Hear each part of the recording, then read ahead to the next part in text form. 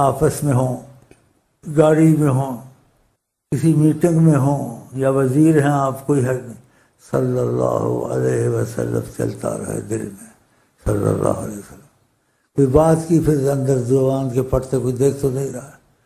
تو کثرت سے درود، ایک صحابی نے وعدہ کیا تھا نبی کریم صلی اللہ علیہ وسلم، تو آپ نے کہا اذن، اگر تو نے اس بات کو پورا کیا، دروشی کرتے سے پڑھتا رہا، تکفی ہمک و یغفر ذنبک، جس چیز کی بھی تجھے فکر ہوگی وہ مسئلہ تیرا حل ہو جائے گا. انسان کو بڑے مسائل ہیں، تو اتنی آسان چیز، اور پھر اس میں ایک درود سے 10 نیکی، 10 گناہ معاف، 10 درجے بلند. پھر نبی کریم کی بات ہے تو اس میں شک ہونا چاہیے. بچوں کو بھی سکھا صلی اللہ علیہ وسلم، وضو ہو تو بہت اچھا ہے، نہیں ہو تب بھی رخصت ہے. یہ نہ کہیں کہ میں وضو کروں گا با قبلہ بنوں، وہ تو سب اچھا ہے، لیکن وقت تمہارا نکل جائے گا، شیطان تم کو ایسے دے گا. تو آپ وضو ہو تو بہت ہی اچھا ہے، نہیں ہے تو رخصت ہے. قرآن بغیر وضو کے بغیر چھوئے پڑھ سکتا ہے.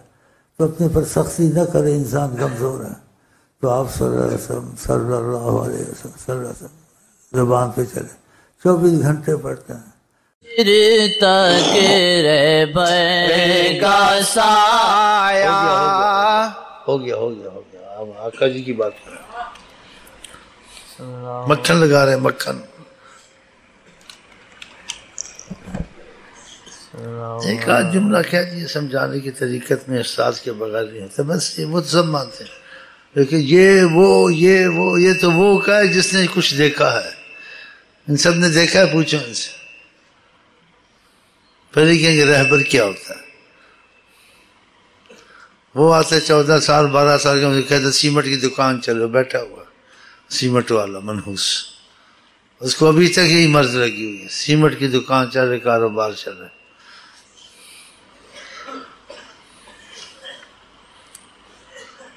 آپ بھی ایسے ہی چاہتے ہوں گے، چلو بھائی بزرگی دکھائے، ہمارا کاروبار چلائے، ہمارا مرضیں دور ہوں، ہمارے مسائل حل ہوں.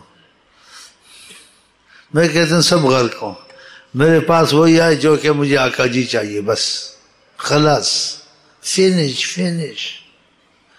مجھے نہیں منوانا. ہاں صاف سخی، ہاں بس وسائل میں لگے ہوئے. ہاں چل بھائی، چل آگے چلو. اب منہ سے اور نکلے گا تو آپ کہیں گے یہ تکبر نہیں کرتا ہوں. جو آقا جی کے چاہنے والے نہیں، وہ گند ہی ہیں، تو گند اکٹھا کرنا. ادھر 1-2 مل جائیں کافی ہے، 150 مل جائیں، اتنے مجھے نہیں چاہیے، نہ اتنے ہونے والے ہیں. اس سب کے مطلب ان کو فائدے ہوتے ہیں دنیا کے، اور کے مسائل رکھتے ہیں، آتے ہیں اکثر یہاں، پھر دوسروں کو بھی لے آتے ہیں. میرا مسئلہ ہوا تو بھی کوشش کر، تیرا مسئلہ حل ہوگا.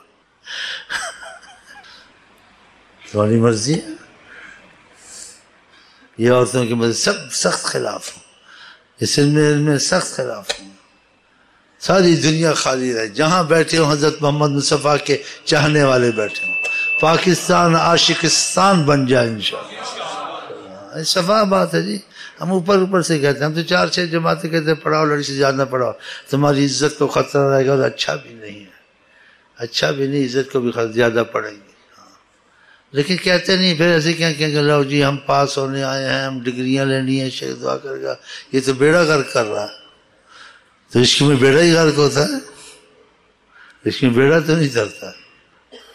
ہاں وہ سارے وظیفے نہیں لیں گے، ہم وظیفے لیتے ہی اسی لیے کچھ ہمارے مسئلے چلے، وہ چلتے ہیں لیکن آگے پھر ہم انشاءاللہ رکوا دیتے ہیں مسائل ان کے، کہ پہلے خدا کو مان، نبی کو مان، عشق کو مان، پھر تیرا مسئلہ چلے گا. نہیں تو دین دنیا سب تیری انشاءاللہ بند. اب تجربہ کر لینا، شیخ امین کا جھوٹ بولتا ہے سچ. ہاں سب تیرا بند کر دوں گا رستہ انشاءاللہ اللہ کے حسن. اور جب تک تو اس طرف آقا کو رخ نہیں دے گا، ہماری زندگی ان کی اب دیکھو میں اس طرف ہوں، آپ بتاؤ مجھے کس چیز کی کمی ہے؟ کس چیز کی کمی ہے؟ ڈگریوں والے کسی کے آگے نہیں جھکتے ہیں.